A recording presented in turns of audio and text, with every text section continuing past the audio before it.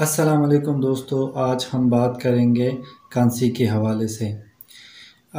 कांसी जो है दो किस्म के होते हैं। एक है प्रोडक्टिव कफ यानी बलगमी कांसी, दूसरा होता है नॉन प्रोडक्टिव कांसी। ऐसे कांसी जिसमें बलगम नहीं निकलता तो नॉन प्रोडक्टिव कफ है।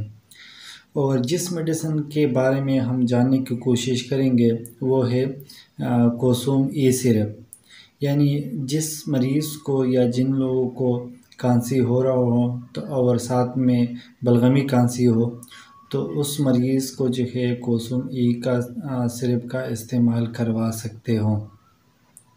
और आजकल जो ज़्यादा जो मसला है वो सर्दी की वजह से है कि सर्दी की वजह से नज़ला, ज़ुकाम और खांसी, बुखार में शिद्दत बढ़ जाते हैं। क्योंकि सर्दी की वजह से ये चीज़ या ज़्यादा ठंडा पानी पीने से या तो सुबह अक्सर ज़्यादातर जो है पराठा खाने से प्लस गले में अक्सर खराश भी हो सकता है, नज़ला ज़ुकाम भी हो सकता है, खांसी भी हो सकती है। तो इसके बारे में सारा कुछ इन्फॉर्मेशन इस वीडियो में शामिल है। अब बात करते हैं इसके फार्मूले का।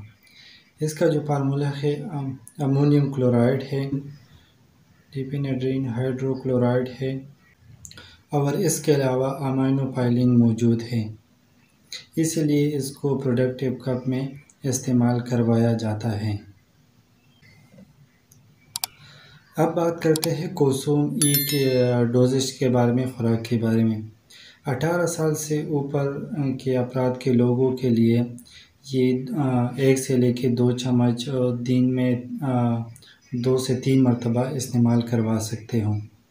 और 17 साल से कम उम्र वाले बच्चों को 1 से 1.5 चम्मच दिन में 2 मरतबा इस्तेमाल करवा सकते हो। और 10 साल से कम उम्र वाले बच्चों को हरगिज़ ना दें।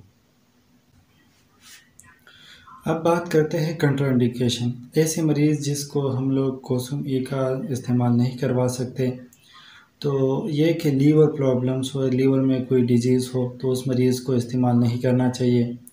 या दूसरा किडनी डिजीज़ हो या किडनी स्टोन हो, किडनी के अंदर कोई प्रॉब्लम हो तो ऐसे मरीज़ों को इस्तेमाल नहीं करवाना चाहिए।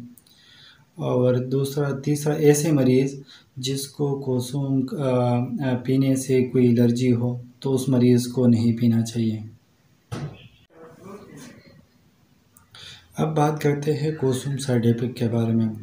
कोसुम पीने से वोमिटिंग भी हो सकती है, एलर्जी भी हो सकती है, चक्कर भी आ सकती है, स्लीपनेस यानी नींद का कम हो जाना या बढ़ जाना वो तो भी हो सकता है।